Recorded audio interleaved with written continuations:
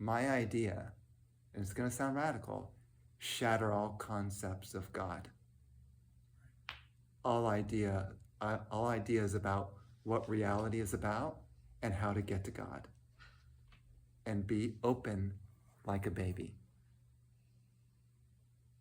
Suffer it for the little children to come to me, as Jesus would say. They are the most open. They're the closest to the kingdom of God. That is true. Babies will know their past lifetimes. Many people don't even believe in past lifetimes. So the baby's spitting. That's an agreement. That must mean an agreement. They'll be able to see their past lives because they're on the edge. Their mind is still pure. Right. Yeah. So they have, in a way, kind of more wisdom. That's why Jesus emphasized that so much.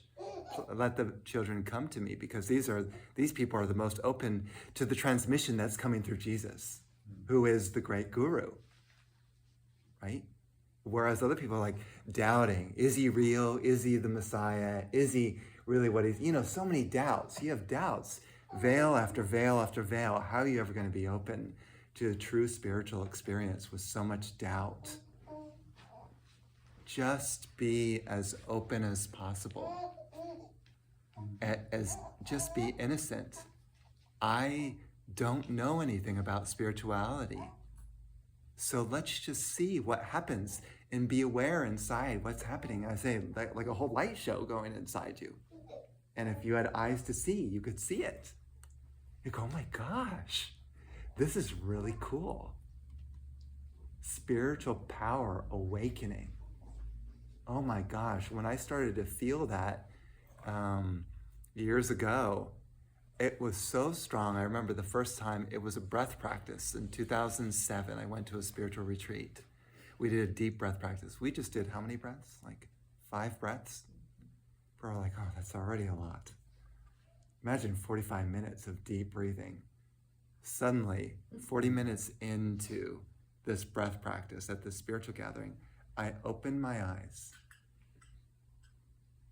and the world was so beautiful and brilliant. The colors had become more vibrant, and my mind was sent into meditation, like a flame of meditation turned on, and it never turned off after that.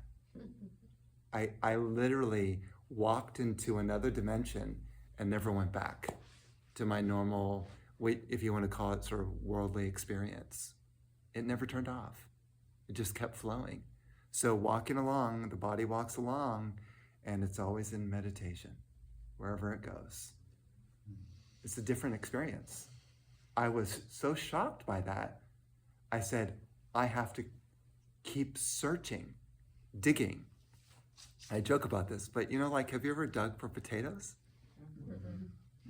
Yeah, you have? No? Anyone dug for potatoes? Yeah.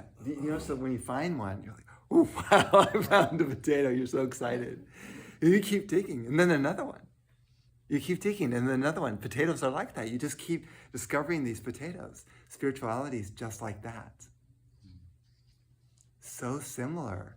So I had this drive and passion to keep digging for those potatoes. Idaho potatoes? Not sure which ones are good. But spiritual potatoes, And so that, with that experience, when you have a strong spiritual experience, it keeps you excited on the path. And that's why I like coming to church every Sunday, because it keeps you excited, it keeps you going, it keeps your momentum going. And people need the cheerleader. It's so crucial. If you don't have a spiritual community or a cheerleader, it's easy to get into like complacency. I'm just going to put my feet up and God will come when he wants, he, she. It's not like that. You've got to be excited to follow the path. I can't wait to find my beloved.